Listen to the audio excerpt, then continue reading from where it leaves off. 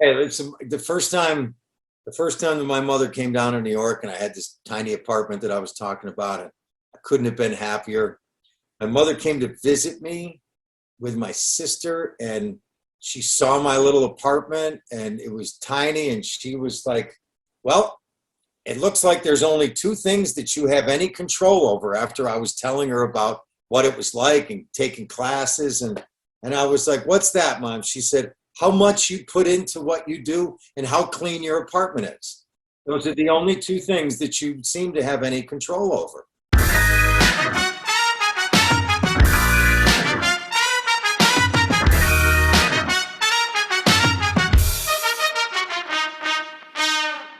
Welcome to the Funny in Failure podcast, a podcast that celebrates failure and shines the light on the emotional side of comedy, with yours truly, Michael Kahan. Holy moly, today's episode is insane. William Fichtner, also known as Bill, is a legendary actor, as well as a producer, writer, and director. To say I was blown away by Bill is an understatement. He's very easy to talk to, a dream guest. He's extremely humble, laid back, clever, funny, the whole package, and is probably one of the most versatile actors in Hollywood. He also has an extremely diverse resume, so much so that it was actually quite hard to narrow down his list of credits, so I'll give it my best go. So Bill has been in Mum, Cold Brooks, Black Hawk Down, Contact, Go, The Amateurs, The Perfect Storm, Drive Angry, What's the Worst That Can Happen, Crash, Armageddon, Prison Break, Lone Ranger, 12 Strong, Independence Day, Teenage Mutant Ninja Turtles, Elysium, The Dark Knight, Equilibrium, Pearl Harbor, Crossing Lines, Entourage, Heat, The Longest Yard, Mr. and Mrs. Smith, Invasion, to surprisingly name a few. This episode is absolutely jam-packed, where we talk about having your own day, almost becoming a policeman and taking up acting by mistake, not taking Hollywood too seriously, his friendship with Eric Bana, disliking drama, doing comedy, not watching himself back on screen, directing, love stories, divorce, plus so much more. Before we get into this epic chat, if you'd like to keep up to date with the latest info regarding the podcast, follow Funny in Failure on Instagram and Facebook. I often post short clips and other cool stuff to keep you in the loop for upcoming and previous episodes. Also, if you'd like to follow me personally, I'm on Instagram and Twitter under Michael_Kahan. That's Kahan with a K. And lastly, the podcast comes out every week, 5 p.m. Mondays, Australian Eastern Standard Time. So don't forget to hit that subscribe button so you don't miss out on any other terrific episodes. I hope you enjoy. So we're going to talk about your upbringing and your hometown, because in every interview I've heard you bring it up, and we'll also talk about the movie you filmed there as well. But I want to know, how the hell do you get your own day? I don't know anyone that has their own day.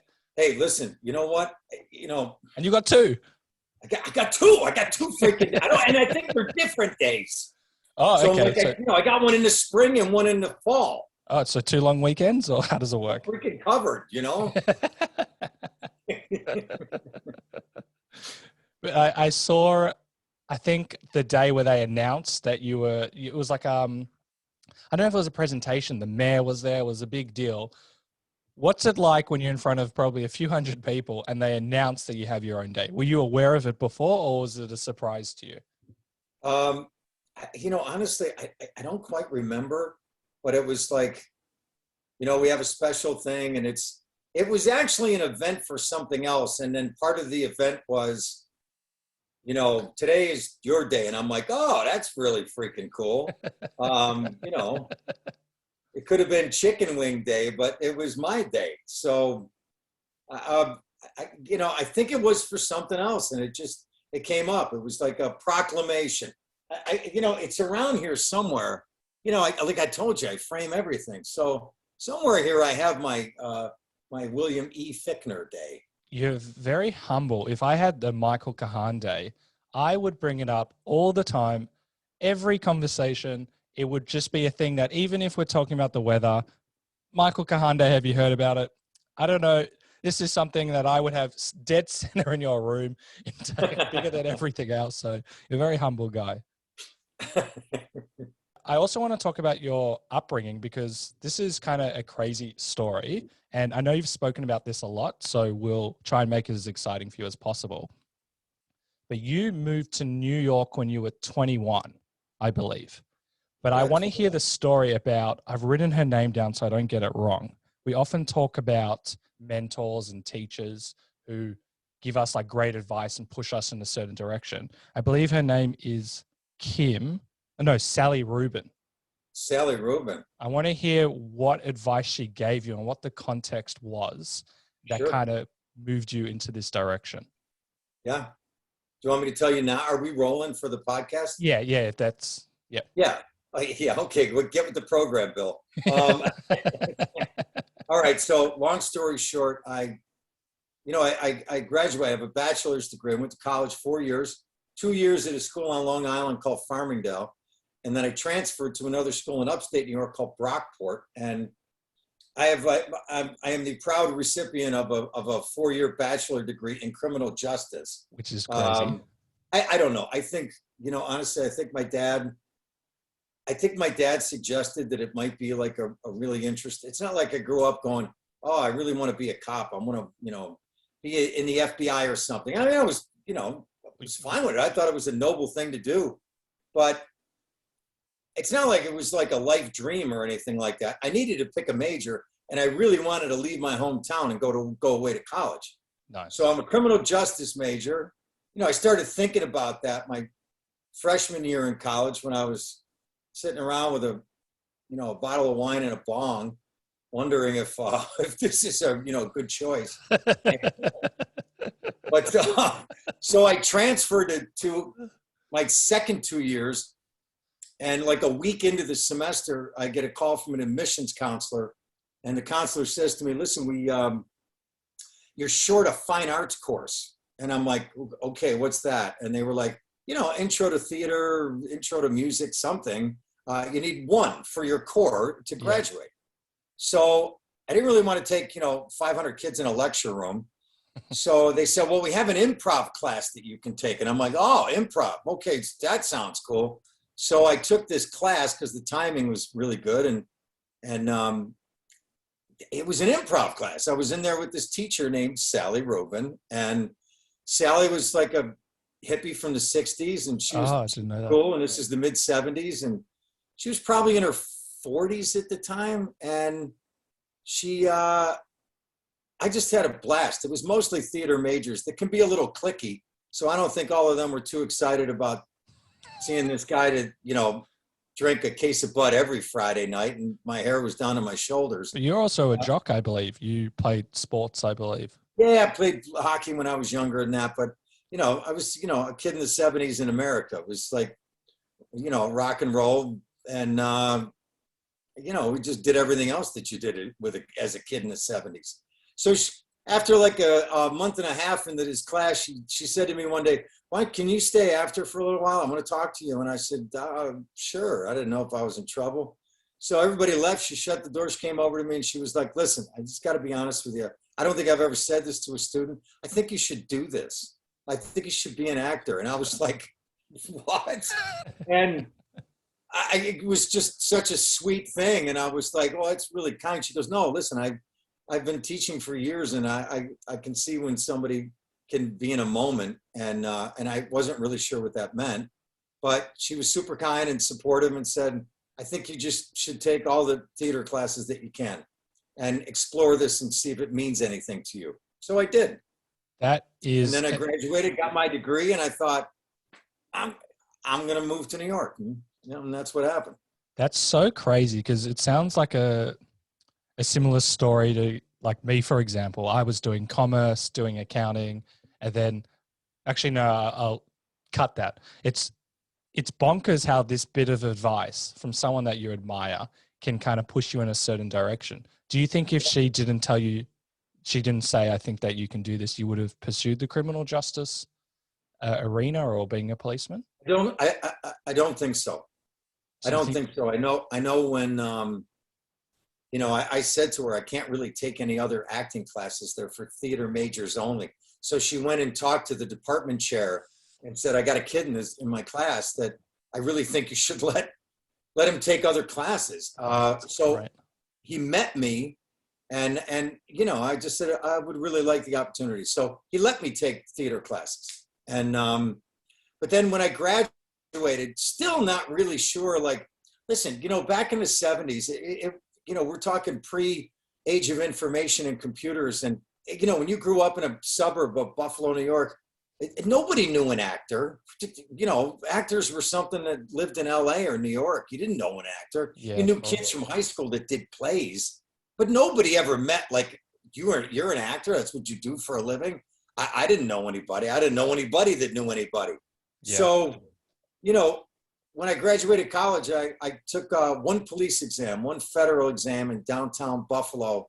And true story, I remember I was about halfway through the test, and it was a beautiful sunny day, and I was looking out the tops of the windows that were open, and I thought, I'm not going to do this. I'm not going to do this. Midway in the test. Yeah, the test. I folded it up, I handed it in, and I walked outside, and I'm like, I got to figure out what I'm going to do. So I think I want to go to New York. And I started doing some research and read some books about acting schools. And I signed up for a regional audition for the American Academy of Dramatic Arts. And I had a couple of monologues from my classes. So I went and I auditioned for the American Academy of Dramatic Arts, and I got in. Okay, we've got about 80 points, so we'll see how we go. We'll start here. What were your parents thinking when you said, because this is outside of probably their reality, I assume they're not in the creative arts, when you said that you don't want to do this, you folded up your exam and you were moving to New York. Were they like, William or Bill, what do you prefer? Bill. Were they like, Bill, what are you doing? Were they upset, or were they just like, you're crazy? I want to know what was going on in their mind when you mother said to me, my mother, who's, a beautiful small town lady from Buffalo, New York, my mother said, oh, well, we should pack some sheets and towels and things like that. My father, who I didn't grow up with, but lived in my hometown, I think he had an expression on his face as if I said, listen, I built a small spaceship in the backyard and we're going to go to Mars. I was like, what? Huh? I think he still had that expression for years after that. But my mom was super, and I grew up with my mother and 4 sisters. So, that was the opinion that was like really strong to me. And my mother was like, go fly, Oh, that's amazing. Yeah, it was. 4 sisters. That's a very unique upbringing. What was it? Were you? Yeah, let me tell you something. Unique is a good word. Listen, when you grow up with 5 women in a household, whether you want, prince or king status or not, you're going to get it. You're the only boy. Did it humble you and ground you and put you in your place? They took care of me. Oh, that's nice. I had 4 sisters. Anybody touch my sisters in school, I smack them. So it was, I'll tell you one thing, later on in life, as life went on and, you date girls and you meet people, I get married and everything like that. People have said to me throughout my entire life, when they find out I have 4 sisters and I grew up with them and my mother, they're like, yeah, of course. Because, oh, wow. You grow up around women and I love ladies. I have a respect for women. Nice. I wasn't around, and not that there's anything wrong growing up with brothers, but I wasn't in a household with boys that are like, yeah, like this. It was all about women. You kidding me? Every dinner table was like a Hallmark card. Somebody could bust into tears at any moment, and usually did. But amazing. They're dynamic women. That's awesome to hear. I also want to know, had you been thinking about moving to New York when you're sitting the test? Was it like a moment, or you're like, no, I need to move to New York? What were you thinking when you're actually doing the test? I know you gave that brilliant example of looking outside, but had you been thinking about it before? Or was it like a sudden? I'll tell you something. I had one girlfriend through most of college. Her name was Rosie, and haven't seen her in 35 years, but I'm still close with her brother. Oh, nice. And yeah, still close actually with her sisters. Just haven't seen her. But she gave me, when I graduated, she knew that I was taking these acting classes, and I used to talk about it all the time. So she gave me a paperback book that is on that shelf over there, and it was a paperback called How to Be a Working Actor. Oh, She I've heard gave it about to me this. as like a little like gift book. I think the writer I think her name was Katinka Mason. I don't know Okay. why that sticks in my mind, Yep. but she gave me this book, and I was so fascinated at that point, even graduating, that I read the book. It was a short little book. I read the book over and over. So by the time I took the police test, I kind of had a seed planted of like, man, then I go in and I take the test, and I'm thinking, all my mind is I'm in the middle of the test, and I'm like, oh man, am I going to do well? Is this going to be great? Could this lead me to like the FBI or something? All I'm thinking about is that little paperback book sitting on the front seat of my car. And I think it had a lot to do with that. It was in the air. That it's amazing that image can spark, well, not even image, like words can ignite your soul in a certain direction. It's almost like, well, obviously you couldn't say no, whether you want to look at a destiny or whatever you want to call it. It was such a strong feeling. You knew you had to do that. Not everyone can. No, I'll tell you something, Michael. I'm just going off what you're saying right now.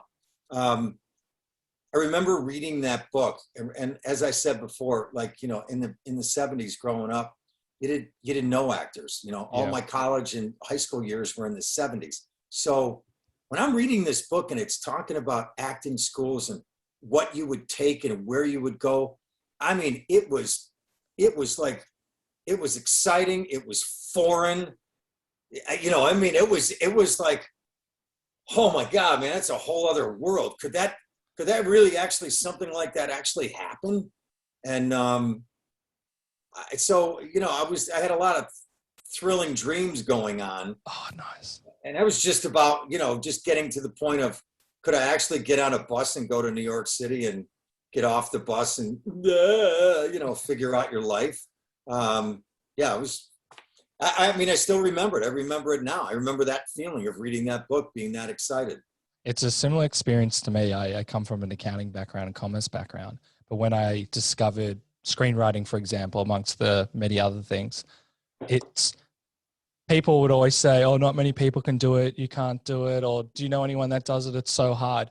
And even though that I'm entering the space, it's this feeling that I can't put it away. It doesn't matter what happens. The feeling's too strong.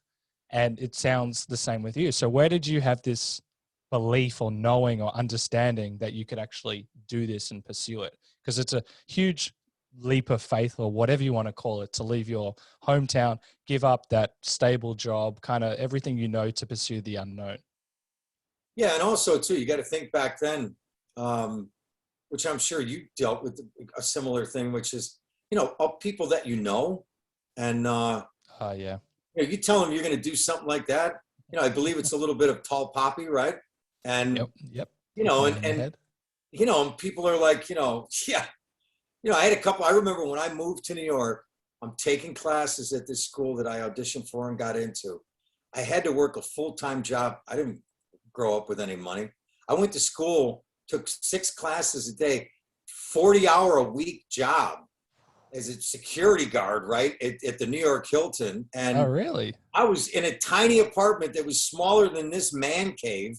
And I'm living in here. And I got to tell you, these are some of my most memorable, happy days ever. Because you're in the element of like, you're trying to figure out a dream right now. And it's really important to you. And, I remember a couple of guys from college coming to visit and looking at this apartment, and they had company cars, and they were like, you live in this? And I'll never forget that, because I was like, yeah, I live in this. And you can leave if you want to. Yeah. Okay, I've got even more points. I don't know how we're going to do this. We're going to have to do a part 50, because there's so many cool ways this could go. It's similar experience with me where, friends are climbing the corporate ladder. They're all buying houses now. And some people look at me, and no one feels sorry for me. I'm very happy with what I'm doing. And there's kind of the looks in the comments like, oh, do you not want to have a house? Or at this stage, or do you not want to blah, blah, blah? I'm like, no, I'm so happy with what I'm doing. This is even the process, because I love this so much, I'm enjoying the process. And often we can look at like the end result. We need to have the lot of money, the big house, the big car. But to me, that's also not as exciting. Obviously, I want all of that stuff, but the process of getting there and chasing your dream, and not even chasing your dream, it's going to happen. You've turned it into reality, is just the most exciting and fun and soul provoking, if that's the right way of saying it. And there's like nothing can stop you or me doing it. So was it just like all that outside noise was just outside noise, or did it ever impact you? I mean, yeah, I mean, I had some rough moments along the way, when I was in New York, like 4 years, and, I moved to New York when I was 21. Sure, I wanted to work in theater. I didn't really understand it. People would have like all the lingo. I was taking classes and people were like, my inner spirit. And I'm thinking, I have no idea what the freak that means. But, and, I just felt like I was like always out of sync with it. Yeah. But I will tell you, to answer your question you asked a few minutes ago, when did that moment come that you felt like, this could be something that you could find some joy and happiness and maybe some success in it all? Was one of those early classes that I was in, scene study classes, after this year at the American Academy of Dramatic Arts. Then you take scene study classes that working actors, some actors that might even be working on Broadway or starting to work in film, were in these classes. And I remember going into my first one of those with this teacher for a couple of years, and I recognized other kids in that class as like working actors. And I was like, oh my God, that was like such a big deal. And I was in that class for a couple of months. And I could tell you, after a couple of months, out of the 20 kids that were in that class, I could tell you the 5 that were in it. They were all good, but there was a difference for 4 or 5 of them that they were truly in it. Oh, nice. That you knew that there was something in their spirit and their drive, that this was what they were going to be. This is what they were going to do. And that was no guarantee that it would happen. Yeah. But I knew that they were in it. And I knew I was in it. I was one of them. And you could tell the difference, and I knew it. So whether that was ever going to work out, because the truth is, like I said, I really, I moved to New York, and someday I really wanted to work in front of a camera. I wanted to work in film. I got my first film when I was 36. Yeah, and you moved there when you were 21, which is that drive and that knowing. I want to hear about that. 15 years. There's a lot of moments along the way. Sure, I worked in some television and some in theater, not really like super high level theater, but there's a lot of coming to Jesus moments over that time frame where you're like, what are you doing? And then when it shifted. And when it shifted into, okay, so I think that's actually a great place to discuss. 21 to 35. 35, if you're going to talk about the corporate ladder side, and you've talked about your friends, by 35, they've probably got wife, kids, stable income, a nice house. How are you feeling when you see potentially your peers and other people going through that direction, and you're not making were you working full time as an actor to 35 because you've done a lot of TV? So when did it become it was all shifting in there. I worked on a daytime soap opera, playing As the World Turns. Playing Josh, the misunderstood farmman. And his cousin. Yeah, exactly. I actually married my cousin at the end. There you go, babe. But you know what? I never looked at it like I was. I had a lot of joy. I mean, life was pretty exciting. I was living in New York City, and nice. And I was, the ups and downs and the hardship of everything. But go and take something creative on in your life and dive into it with no real guarantee. It's not like you're going to move up the corporate ladder. There is no ladder. You're either somebody's going to believe in you one day or not. Yep. And but I felt awful alive, and grateful that I never looked around and thought, boy, I wish I was that. I wish I had that. Yeah. Ever. That's awesome. Yeah. When did you realize that you'd be fine pursuing acting? Was there a moment or moments? I'll tell you one thing. When I worked on that daytime soap opera, As the World Turns, I took half the money I made. I put it in the bank Oh, because nice. I was like, I don't know how long this is going to last. And then I was on it for, I had a 3-year contract. And after a year, I'm like, I saved some money. I don't really want to do this anymore. So I asked the show to let me go. And then they read me the serious proverbial riot act about, you got a contract. And I'm like, Yep. Sorry. When you can figure out a way to let me go, if you can, I would appreciate it. And then about 6 months later, they said, you still want to go? And I was like, I do. And they were like, okay. And they wrote me out. But I saved some money. I know some kids that I worked on that worked 2 years on that show like I did. And, you know, the last week when they were leaving, they were like, man, I should probably save a few bucks because I don't know what's going to happen next. And, but, you know, I was around enough then. And I think, you know, from small town, blue collar sort of like upbringing, being smart about it because, you know, to answer your question, probably like, you know, after I did my first couple of films and realizing, I think I've like worked on trying to be a good actor for long enough that some of that is actually happening and some people are recognizing that. Still no guarantee anything's going to happen, you know, but I don't know. It's, you know, and eventually as you get older, as you work in this business, you eventually get to a point where, you know, your own personal thing and your own journey is more important than all of it. So you start to care less about, you know, I don't have a lot of downtime anymore anyway. You know, I used to, like in my late 30s, if I was up for a film and I didn't get it, you know, it could really bum me out for a month. You know, I think my downtime by like mid 40s was like 20 minutes. I'd be like, what do you mean they didn't want me? Can I get a shot of tequila? I could get over it pretty quick. Does that come with? Yeah, I try not to give the craziness of show business a lot of weight in my personal life. That, because you come across very chilled, very relaxed, very humble. Was that just a family upbringing, or because Hollywood can tempt you, you know, the carrots dangling, all the bright lights, the money, the people you meet, all of that stuff. How have you not been corrupted by it?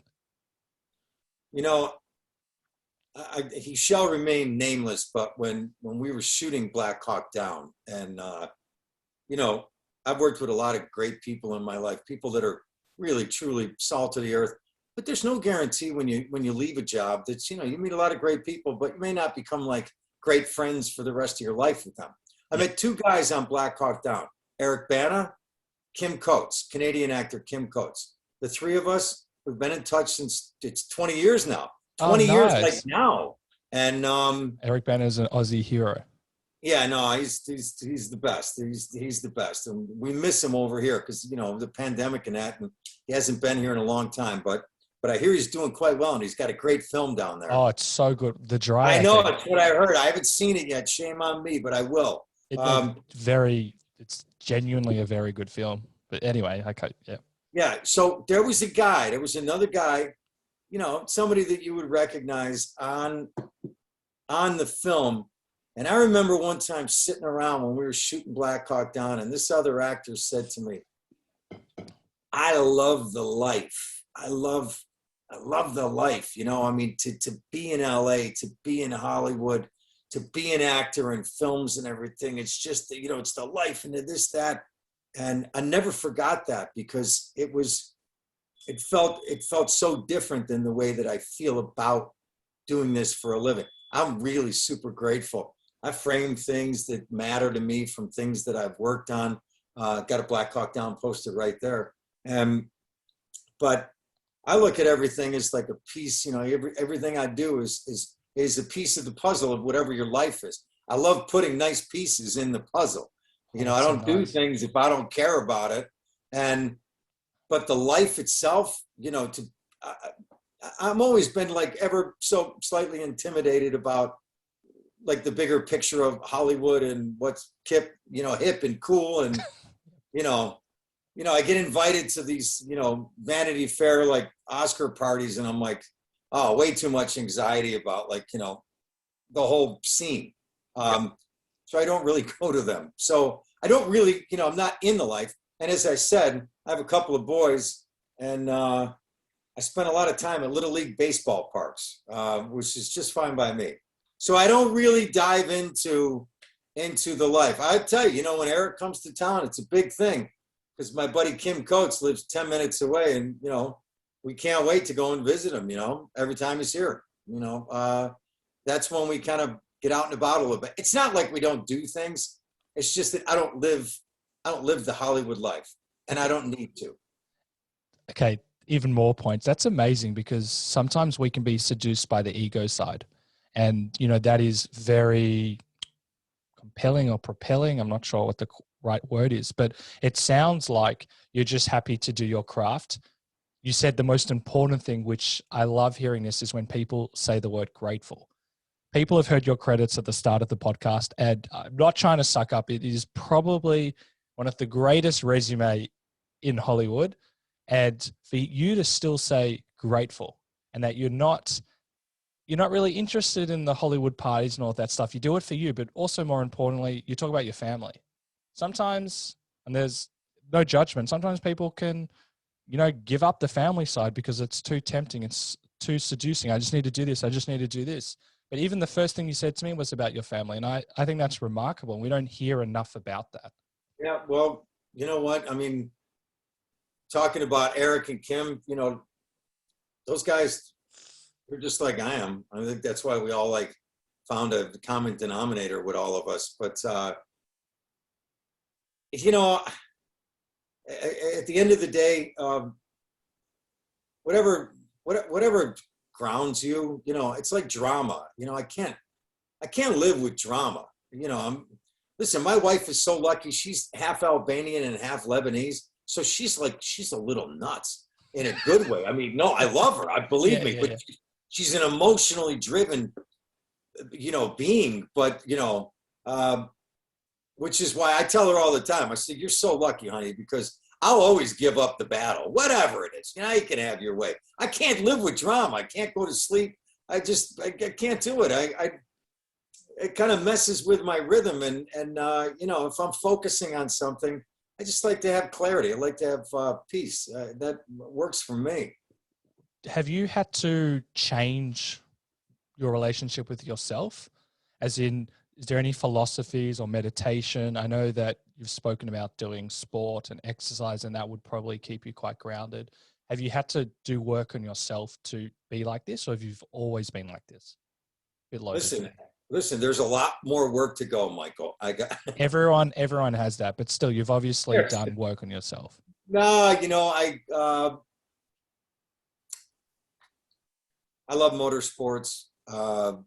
There's a lot of things that I like in the sport world. I like, I got a core group of friends out here, couples, their kids and stuff like that. I think they get a kick out of some of the people that are friends that are not in the business. Yeah. When they first met me, I think, because, listen, do you have kids? No. Yeah. Well, let me tell you something. One of these days, if you have kids, the kids that your kids become friends with, their parents, the kid that becomes your kid's best friend, their parents will become one of your best friends. Oh. That's the way it works. Because they spend all the time together. You spend all the time together with them. And so I got great friends out here that are not in the business. And I think when they first met me, they wondered, oh, he's an actor. It's like, it doesn't take too long to figure out, please, can we park that at the door? And, oh, nice. That whole thing that happens with them. And then, I don't know, it tends to give me a lot more joy in the work side of things.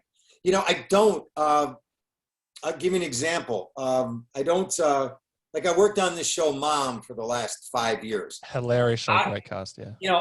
Out of the blue and doing a sitcom. I've done some dramatic things in my life, and I've played some rough guys in that. But no, here I am playing this guy in this. I've never watched an episode of Mom.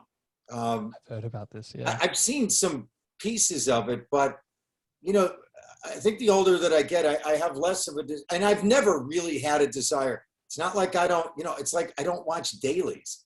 Sometimes I've worked on films where the director's like, do you want to see the dailies? And I'm like, oh God, no. Just, pick the good take, please. So I don't have the sort of ego that needs, I gotta see myself. And, sometimes for premieres and that, I go to see films and yeah, not bad. But I don't need it in a certain way. So it's in the doing, it's in actually shooting something, it's in getting ready for it that I tend to take all the joy. Do I love if people respond well and say, hey man, I really liked you in that thing? Yeah, it means the world to me. So that's the way life tends to fall, and it's a good thing. It's a good thing. So I got two questions on that. I heard Johnny Depp talk about his relationship with acting, and someone asked him, what did you think of the movie? And he responded, I haven't seen it. And they're like, what? How have you not seen it? He goes, I get in there, I do my job, and I leave, and I have a great time, and that's part of my job. Are you like that? Or is there also a bit of a fear or maybe insecurity side of not seeing yourself? Or are you just happy with the process and everything that you put into the role? What's your relationship when you have to see yourself? Well,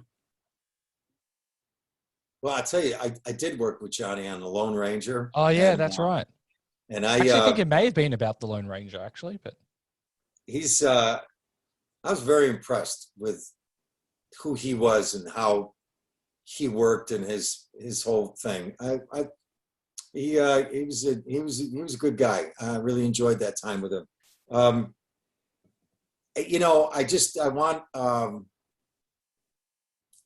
want to find something special as an actor and bring that to the role. In that it's not like every actor doesn't think, God, I hope this thing really works. I hope it really comes together and it's successful and all of that stuff. It's just not. It's not part of the process of what it is to get ready to do something. Yep. It's not part of the acting process. Yep, if you're thinking ahead, I'll tell you, every young actor, especially when you're younger and you go to shoot a pilot or audition for a pilot, for a potential TV show, every young actor auditioning for a pilot, it's called, you start counting the money. And you think, if I get this, and this thing runs a whole year, and oh my God, you start counting the money. Let me tell you something. You start thinking about that a lot. You ain't thinking about what you should be thinking about, which is what you're doing with it. And, I don't mean to sound like an unexcited person about the whole journey and everything. No, you sound very excited. No, but I just always kind of knew younger. And as you get older, you're just more comfortable with it. Nothing really matters except, the moment of trying to, find something and hopefully fully realize a character and maybe, just maybe, find a little something that's remarkable. And that's the journey. Everything else after that, if it works, fantastic. What you're talking about is the controllables versus the non-controllables. And what you're saying is, all you can do is do the best job that you can. And that's crucial. And if the end result is seen favorably, that's great. And if it's not, I'm sure you're still fine. It might sting, but a lot of us just can look at the end result. And I think it's not really I wouldn't say a problem in society, but we often just see the credits. We see the big car, the big house, the end result. But that's not really life. And you're talking about the process and enjoying it, because if you don't enjoy, you're probably not going to enjoy the big house and the car, and you're going to be looking to the next thing and to the next thing. And if you're constantly in that state, you're not present and you're grounded, then what do you got? It doesn't. Hey, the first time that my mother came down to New York and I had this tiny apartment that I was talking about, and I couldn't have been happier. My mother came to visit me with my sister, and she saw my little apartment, and it was tiny, and she was like, well, she said to me, she goes, well, it looks like there's only two things that you have any control over, after I was telling her about what it was like and taking classes. And I was like, what's that, Mom? She said, how much you put into what you do and how clean your apartment is. Those are the only two things that you seem to have any control over. And this is my small town mom from a little suburb outside of Buffalo, New York. And she's absolutely right. You know, that's obviously stuck with you as well. But have you been, it's, you know, that advice keeps you steady throughout your entire life, because I know that even in moments of my life where I'm thinking about the end, it detracts me from what I'm doing. It can actually steer me in the wrong direction as well. Yeah. And it's for sure. It's not real. I also want to, you know, I find it interesting about the watching side. So if I was to play a movie of yours, how would you respond? Just scenes of you. What do you mean? Like showing like a reel or something? Yeah, like wouldn't bother me at all. It's just not something that I'm like, you know, hey, you know, when I made this film that I shot a few years ago called Cold Brook, and when I made Cold Brook and co-wrote it with another buddy of mine, and then produced it and directed it and wrote it for Kim Coates, the other guy from Black Hawk Down that I was talking about. Yeah. Wrote it for me and Kim to do. So now here, when we get to editing, I sat every single day with the editor, every day, every minute, and I've got to watch myself. I have to now. Yeah. Which was, at first it was like, it wasn't too easy, because I'm like, I found, you know, I had a great conversation with my editor the first week, and I realized that I was starting to pick takes where I wasn't in it, even though like I'm the lead in the film. So what I was doing was I was basically cutting myself out of the movie. And the editor said to me, Bill, you really can't do that. So we came up with a good system where we would talk about the scenes we were going to work on the next day. He would edit them, and then I would play with it a little bit, because it was going to be better that way. And it was. It was a good lesson to learn. We could speak about this for ages, but we'll try and keep it brief. It would be very different, because when you're an actor, you do your thing and you rely on the director, the producers, the editors, blah, blah, blah, blah, blah. But when you're the guy in charge, there's so many different moving parts. So I've got actually a few questions. One, how do you stay present and grounded? Because you've probably got 50 other things on your mind. That's not just acting. And then I'll ask the other ones. Like when I'm working on something? Yeah. Well, when you're doing that film, for example, because you also... Yeah. Well, that was really hard, because it was, you know, I was wearing, you know, more hats than I ever thought I could wear in my life. You know, I was in the middle of thinking about the role, which I, you know, thank God I was thinking about it for years while we were writing it, because I really didn't have the time to go through whatever acting process that I would normally go through. And then thinking about the direction and how the, you know, what kind of story I wanted to tell.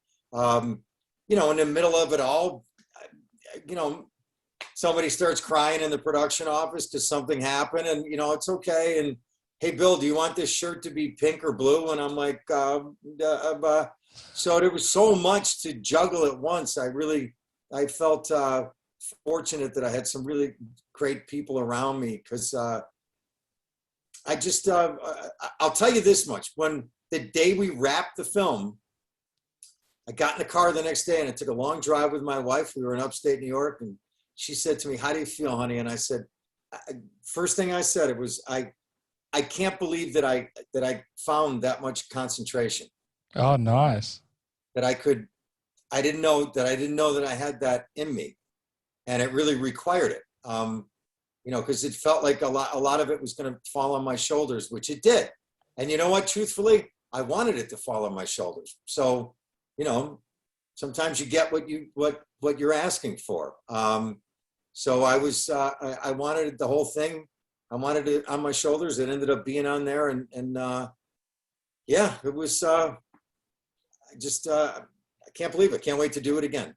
That's so exciting. So if you had to summarize, was that the greatest lesson? Obviously, you've had so many positive experiences doing something like that, even getting it made. Just for the audience that doesn't know, you've probably had quite a few shows where you think it's going to go and it doesn't go. Yeses turn to no's.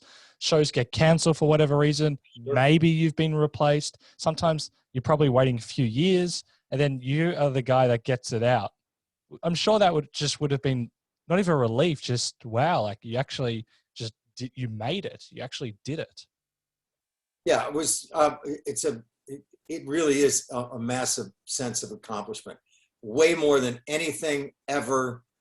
Nice. Outside of trying to be a good dad, a good husband, and and listen, my children will be the first to point out, and my wife, that they'll look at me sometimes and go, you're nuts. You're really nuts. And I'm like, everybody calm down, would you? But in the business sort of accomplishment, I couldn't roll 10 other things together that would equal what it meant to go through the whole thing and make that film. That's amazing. Yeah. I just want to summarize a few points just before we wrap up. Early on in your career, I know you've done comedy throughout, but when did you decide that you could, because not many actors that I'm aware of can play so many different roles. When did you realize you had the comedy chops, that you could try all of these different roles and succeed in them? That's a great question. I think back in some of those original acting classes, there was a guy named Peter Thompson who taught me for years. And Peter, I remember that sometimes he would suggest to the students, I want you two to work on this scene. And he'd give us a scene, and maybe it was a comedic in nature scene. But I remember back then that I was finding some stuff that worked. The other thing too, Michael, and I really believe this, I don't think you can teach somebody how to act. I think you can teach them how to be better. Yeah. I think you could, but I think there is an innate thing that some people have. I think it's the same thing with comedy. I think that, I remember working with an actor one time, and he said to me, yeah, that guy didn't get hit by the comedy stick. But it was true. I do think it's the sort of thing where you could teach people to get better, but I don't think you take somebody that doesn't innately understand what it's like to be in a moment, or to listen, or to have somebody really, bring that out in them. But oddly, I think it's kind of in you, or it isn't in you. So somewhere along the line, listen, I used to get the thing, because, out of maybe the first 20 films I worked on, maybe 10 of them were like, super rough guys, or, a little on edge or something. And, Hollywood tends to think, if you have cheekbones and make interesting choices, then you kill people. And blue eyes. Yeah, blue eyes. I mean, he's a killer. He's a killer right there. So, but it's been great that sometimes things come along, and I've had the chance to do some comedic things in nature, and I love it. Oh, I've got too many questions. So we'll go to this. I want to actually hear about your wife. This is like this is a love story, and you don't hear these stories too often. And the way that you met your wife and then you reconnected with her, I'd like to hear that story, because when I heard it on I think another podcast, or I read it in an interview, it was one of those stories where you like hold your heart and go, wow, that is a true love story. Well, I'll give you the quicker version. One of the first professional jobs that I ever had was, I went, regional theaters are a big thing, as I'm sure they are in Australia. So I left New York to go to Syracuse, New York, at the regional theater there to do a play. And when I got there, the first day that I walked into the theater, there was a woman sitting in the lobby with a couple of other girls. And I walked by and I was like, wow, it's a really beautiful young lady. And she was a student there. Now you're right. I was happy. I was in a relationship. So, life was good, and I'm living with somebody, and I'm happy. And But I walked into the lobby and I saw this beautiful woman, and I kind of took a double take, kind of took a triple take. So, but when I got that one day off a week, I would take my old pickup truck and drive back to New York City. And because I was in something, and it was, life was great. And I finally had like an acting job. But as the time went on, when I was up there for 2.5 months, I got to know this young lady in the lobby and her friends. And, I found myself by the end of the 2.5 months that I'd meet those guys after the show at night. And, we didn't have like, a romantic thing going on, but I have to tell you, I was really starting to like this girl. And I thought, so I said to her when the play was over and the semester was done for school, I said, come on down to New York and give me a call. Anyway, she came down, she called me, and I was way too nervous. And I think I had the, foolish realization right then and there that I think maybe I have more emotion for this young lady than I thought. I said goodbye to her. I wrote her a letter, and I said, I wish you well, but I'm in something right now. And so was it like a love letter, but we can't see each other type letter? No, it was kind of like, just, I wouldn't describe it as a love letter. It was kind of, there's somebody else in my life, and life's going in that direction, and I wish you all the best. Was there a tension there, like an unspoken tension? Yep. Well, it certainly was inside of me. I'm just wondering if she didn't feel anything. And I know No, I think she did too. But that was, it was kind of like an unspoken thing, but it was real. Yeah. So years went by. I ended up marrying the other woman, and I was married for 7 years, and it was just, life didn't go that way. It was, maybe not meant to be, whatever. But we had our older son, so it was meant to be. There are no accidents. So anyway, we're going through a divorce, and 10 years has gone by, and this is the part that I don't know if you know this part or that. I went to my favorite do-it-yourself car wash because I am a little bit of a nut about keeping cars clean. I was hopping back in my car, and there was this little wicker spice bottle. It was like one of these things with a tassel on it, like you got like in the Caribbean, and you hung it from like your rear view mirror, and it had a nice scent or something like that. There was one laying on the ground. It's actually in that cabinet right there. I could actually pull it out and show it to you. So I find this thing on the ground. I kept it. Oh, that's hold on. beautiful. Can I get it? Yeah. Yeah, hold on. No, it's right here. I don't think I've ever shown anybody this. That is the most romantic thing ever. My girlfriend. No, so check it out. Here it is.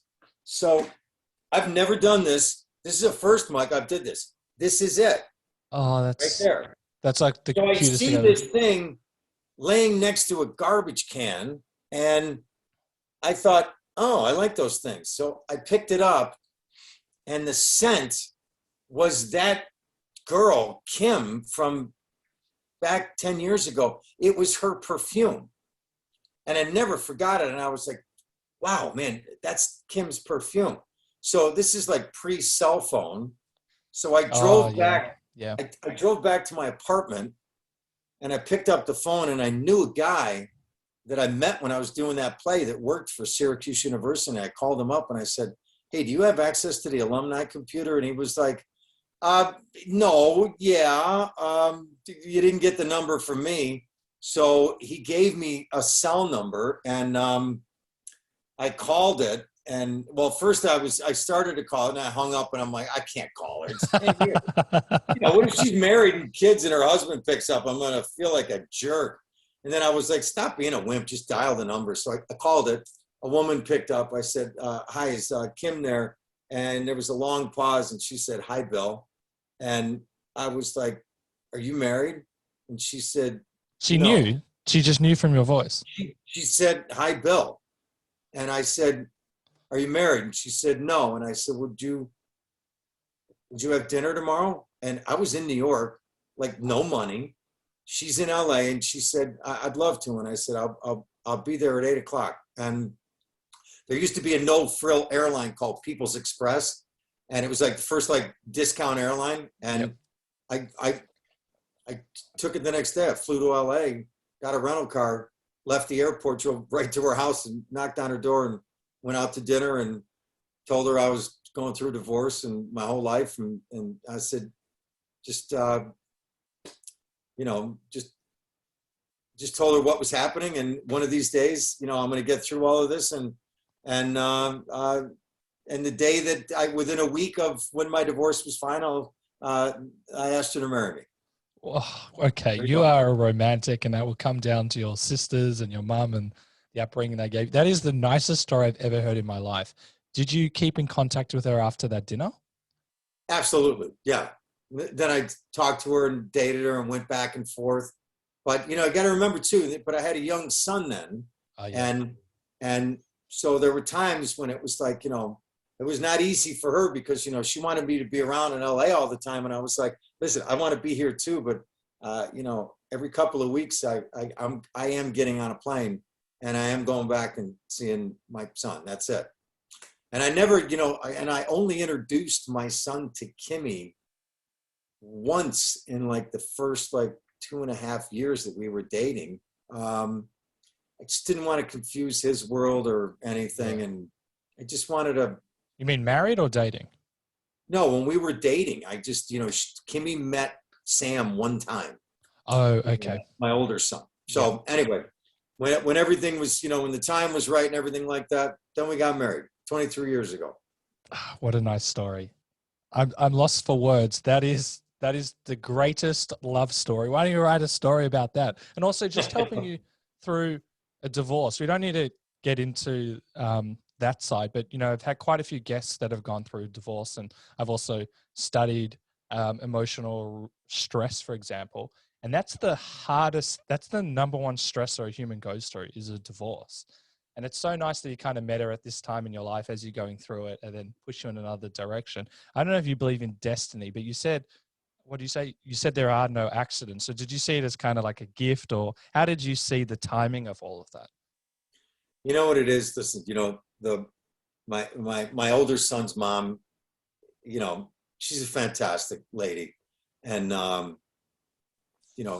keep in touch with her, and we share a son together, and wish her nothing but the best. But the thing that I always look back on is that there are times that we've all had in our life where I had this happen one time with a college girlfriend that, sometimes you have a relationship and then there's distance, and then you kind of miss it because you get insecure and you try to go back. You can never go back, but you can go back if you never really had it in the first place. So with when I met Kim, we never really, 10 years went by, but I never had the opportunity to really be in the sort of relationship with her. I just knew her and just knew that she was incredible, but I didn't really have the opportunity to be with her. So under those circumstances, you can get back. So to me, it was the sort of thing that I always, I thought about later on, as years went by, especially when I found that little thing. And then when I re-met her again, it was it felt like a bit of a gift. I mean, just life came back around. That one thing that never happened, all of a sudden there was a moment there where it could happen. And it was, it's pretty remarkable. Last question on that. Was she on your mind during those 10 years? She tells me that I was, she's told a few stories with her girlfriends where, she didn't forget it. And, but her life went on, mine went on, and all of a sudden just one day something happens and it all kind of changes. What about you during your previous marriage? Were you thinking about it, or you? I got to be honest. No.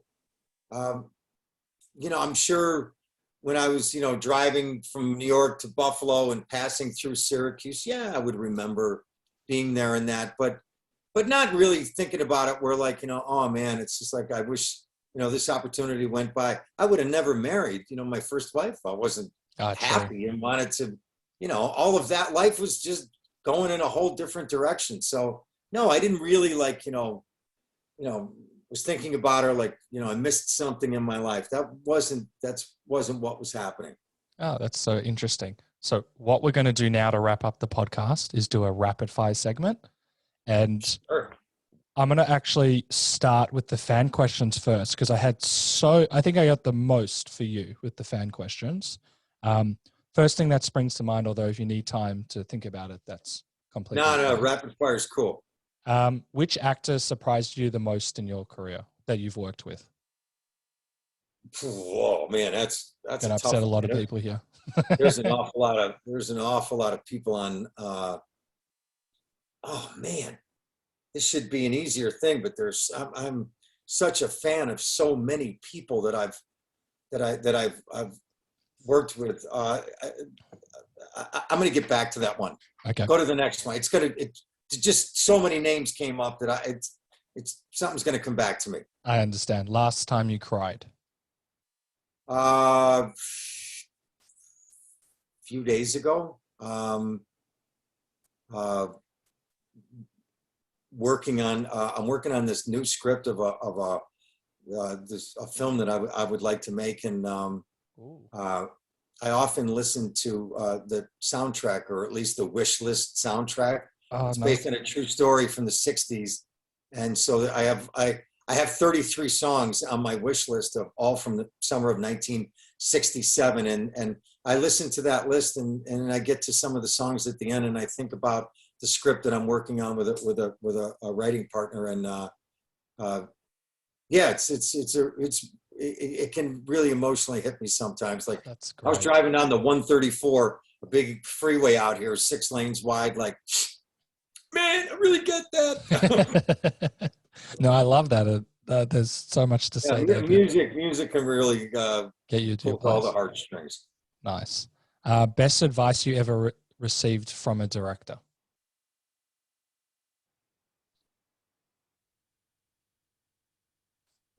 As odd as this might sound, sometimes like no advice. I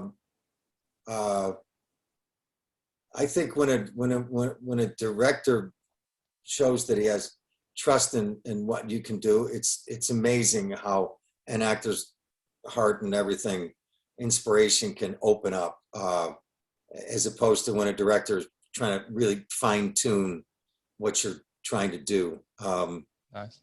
Yeah, so I guess listen, I worked with Ridley Scott once, and he is just one of life's great people, and That's good to hear.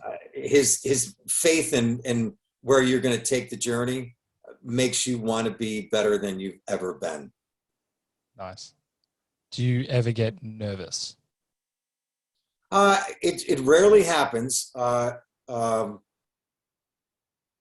would say a couple of times on the show Mom, I when the live audience was there, but that was usually because I maybe didn't understand the moment of the scene as well, so you were kind of wondering how it was going to work. But I have to tell you, earlier we talked about being on As the World Turns, and doing a daytime like dramatic serial, and that camera, when I worked on that show, I could have swore the first 6 months on that show that boom was picking up my heartbeat. I was terrified.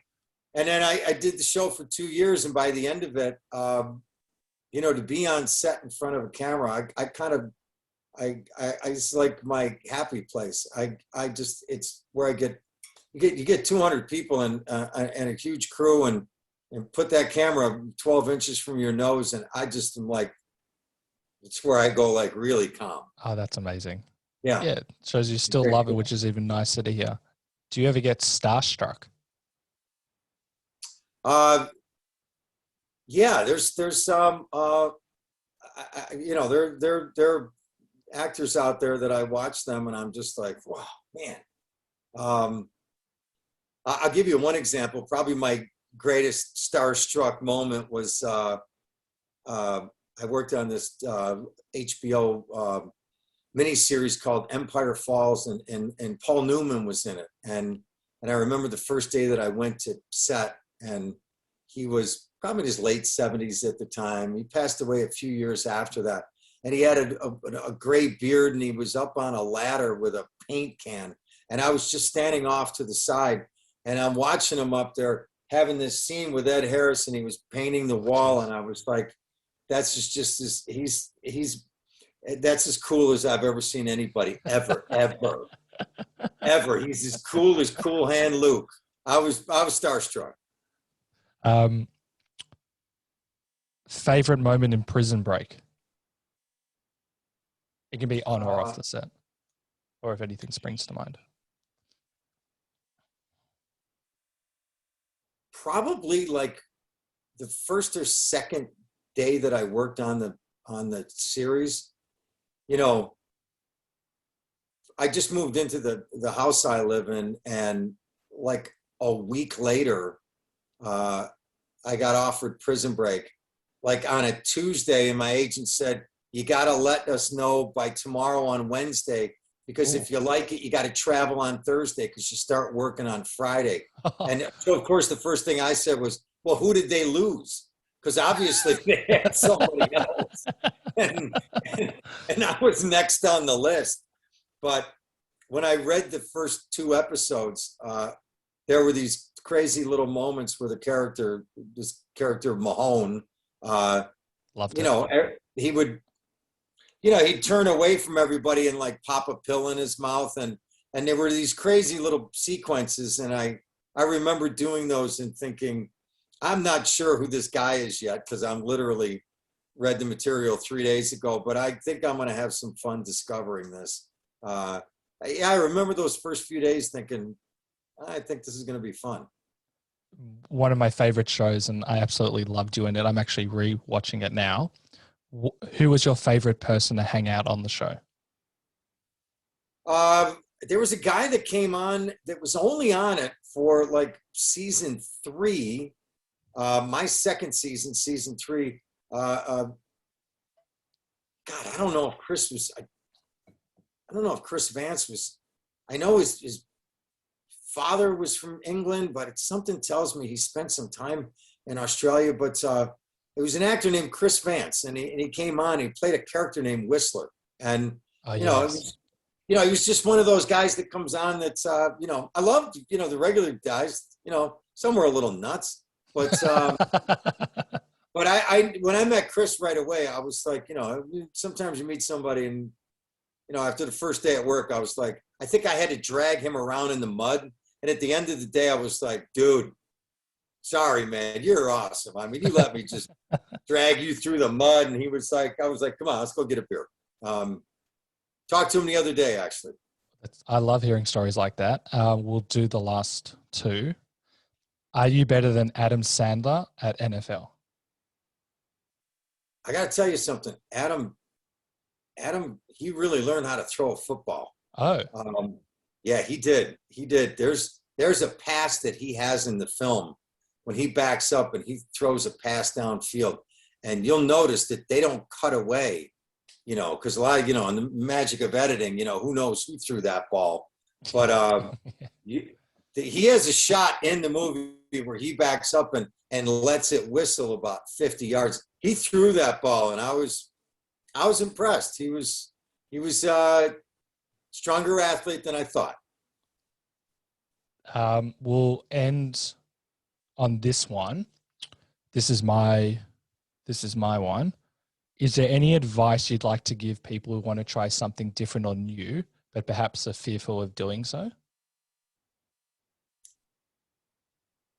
Yeah, you know, boy, I'll tell you, everything is that I could say will probably sound like some cliche that someone said before, but all of those things that people say, if you don't, if you don't try, if you're not willing to fall on your face, and you're never gonna, take a step forward, and all of that stuff is really true. But yeah,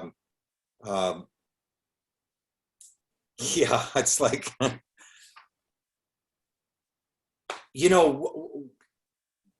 what else is there?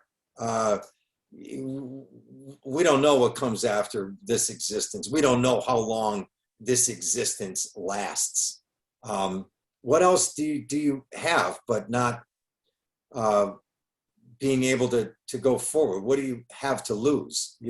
Especially people that find themselves in an unhappy circumstance, and nobody's changing it. Nobody's changing your world until you see it in here. You hear all the time. I even had a conversation with one of my sons the other day, where he was like, well, if this happened, then I said, oh, no, hold on a second. What do you mean? So that thing happening created the situation for you? Well, you have no control in that. Really, you want to live like that? Like I said to you, we talked about in the beginning, there was a moment there where I just looked around and I thought, if I don't believe in maybe something can happen, then it's never going to happen. No one else is going to do that. You have to do that. You have to take that moment and go, just step off the freaking diving board, what are you going to do? You fall on your face. Okay. All right, get back up. I'm going to tell you something. When you get back up again, even if you fall down, and if you're an actor, get ready to fall down a lot. But you change your life, man. Change your life. Brilliant. Change your life. Brilliant. I'm going to plug that. We're going to get that in a TED Talk. I think that's a great way to end the podcast. I know you're not on social media, but is there any way people can follow you or see what you're up to and all of that cool stuff? No, I have no social media.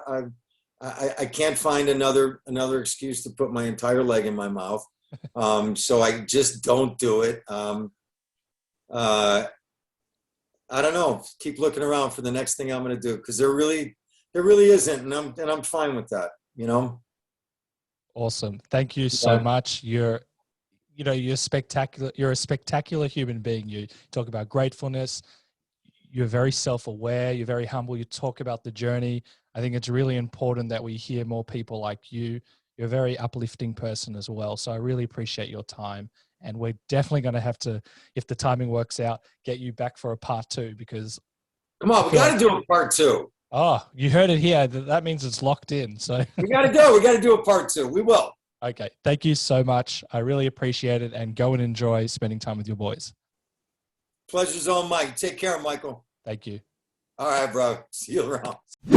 How great was that? Bill is a legend, and he provides so many tools, stories, and advice for taking our career and life to the next level. He has a very strong growth mentality, as well as being laid back and not being too attached to a certain outcome. One part of our conversation that really resonated with me was his mother's advice to him. The advice: there are only 2 things that you have any control over: how much you put into what you do and how clean your apartment is. My interpretation is, focus on what you can actually control and don't worry about the rest. This advice to me is very centering and grounding. You can't control that much in the world, and that's perfectly fine, but what you can control is going to make you healthier, happier, and more successful, and will also save you a whole bunch of time. I'll leave you with this gem. Your life is controlled by what you focus on. Tony Robbins. If you like this episode, share it around, tell your mates. It really helps grow the podcast and spread the positivity and love. Thank you for listening to the Funny and Failure podcast, exploring the deeper side of comedy.